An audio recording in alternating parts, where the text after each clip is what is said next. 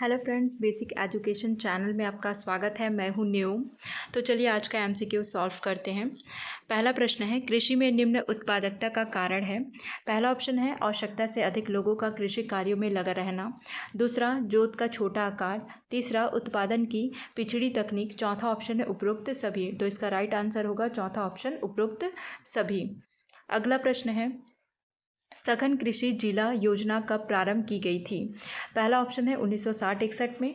दूसरा ऑप्शन है 1962-63 में। तीसरा ऑप्शन है 1961-62 में।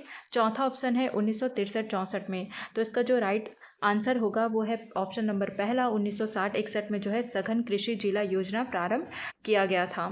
अगला प्रश्न है, एनआरएलएम के तहत समूह आधारित संस्थाओं जैसे स्व सहायता समूह को क्या वित्तीय सहायता प्रदान की जाती है। ये एडीओ 2017 का प्रश्न है। पहला ऑप्शन है चक्रीय निधि। दूसरा ऑप्शन है जोखिम न्यूनीकरण कोष। तीसरा सामुदायिक निवेश निधि। चौथा उपरोक्त सभी।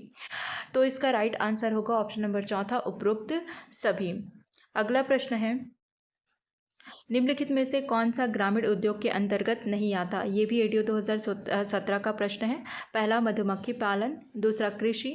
तीसरा नारियल जटा आधारित उद्योग। चौथा पटसन आधारित उद्योग। तो इसका राइट आंसर होगा ऑप्शन नंबर चौथा, पटसन आधारित उद्योग जो है ग्रामीण उद्योग के अंतर्गत नहीं आता, जबकि मधुमक्खी पालन, कृषि और नारियल जटा आधारित जो उद्योग है ये ग्रामीण उद्योग के अंतर्गत आता है।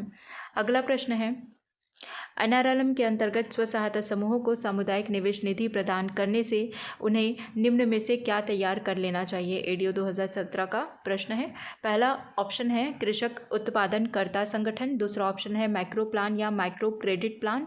तीसरा पहला एवं दूसरा दोनों। चौथा उपरोक्त में से कोई नहीं। तो इसका राइट आंसर होगा ऑप्शन नंबर तीसरा, पहला एवं दूसरा दोनों सही होगा। अगला प्रश्न है,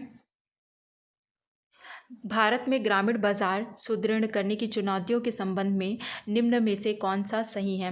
ये एडीओ 2017 का क्वेश्चन है। पहला ऑप्शन है ग्रामीण बाजारों से एवं बाजारों तक परिवहन उपलब्ध कराना। दूसरा है ग्रामीण क्षेत्रों में भंडारण की व्यवस्था। तीसरा है अप्रभावी वितरण चैनल। चौथा उपरोक्त सभी। तो इसका जो राइट आंसर होगा वो ऑप्शन नंबर चौथा, उपरोक्त सभी। अगला प्रश्न है, निम्नलिखित में से कौन सी योजना ग्रामीण विकास मंत्रालय भारत सरकार द्वारा संचालित की गई है। ये एडीओ 2017 का क्वेश्चन है। पहला ऑप्शन है प्रधानमंत्री फसल बीमा योजना। दूसरा ऑप्शन है प्रधानमंत्री कौशल विकास योजना। तीसरा ऑप्शन है दीनदयाल उपाध्याय ग्रामीण कौशल योजना। चौथा ऑप्शन है इंदिरा गांधी मातृत्व सहयोग योजना। तो इसका राइट आंसर होगा ऑप्शन नंबर तीसरा, दीनदयाल उपाध्याय ग्रामीण कौशल योजना जो है भारत सरकार के ग्रामीण विकास मंत्रालय द्वारा संचालित योजना है। अगला प्रश्न है, स्व सहायता समूह को बैंक से ऋण प्राप्त करने हेतु कुछ मापदंड तय है। निम्न में से कौन सा मापदंड गलत है। ये एडीओ 2017 का प्रश्न है। पहला ऑप्शन है स्व सहायता समूह कम से कम 3 साल सक्रिय हो।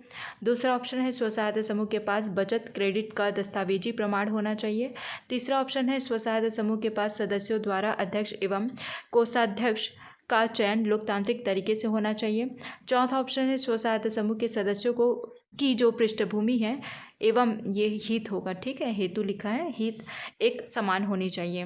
तो इसका राइट आंसर होगा ऑप्शन नंबर पहला, स्व सहायता समूह कम से कम 3 साल सक्रिय हो। ये जो मापदंड है ये गलत है। अगला प्रश्न है, सहकारी बैंक से संबंधित निम्नलिखित में से कौन सा कथन गलत है। ये एडीओ 2017 का क्वेश्चन है। पहला ऑप्शन है वाणिज्यिक बैंक संयुक्त स्टॉक बैंक है, जबकि सहकारी बैंक सहकारी संगठन है। दूसरा ऑप्शन है वाणिज्यिक बैंकों को बैंकिंग नियमन अधिनियम द्वारा शासित किया जाता है, जबकि सहकारी बैंक सहकारी समिति अधिनियम से शासित है। तीसरा ऑप्शन है सहकारी बैंक एकमात्र भारतीय रिजर्व बैंक द्वारा नियंत्रित होता है। चौथा ऑप्शन है वाणिज्यिक बैंकों की तुलना में विभिन्न प्रकार की बैंकिंग सेवाओं की पेशकश में सहकारी बैंकों का कम दायरा है। तो इसका जो राइट आंसर होगा, सहकारी बैंक एकमात्र भारतीय रिजर्व बैंक द्वारा नियंत्रित होता है। ये जो कथन है ये गलत है। तो आज के वीडियो में बस इतना ही। वीडियो अगर पसंद आया होगा तो वीडियो को लाइक शेयर करें और चैनल को सब्सक्राइब करें। Thank you.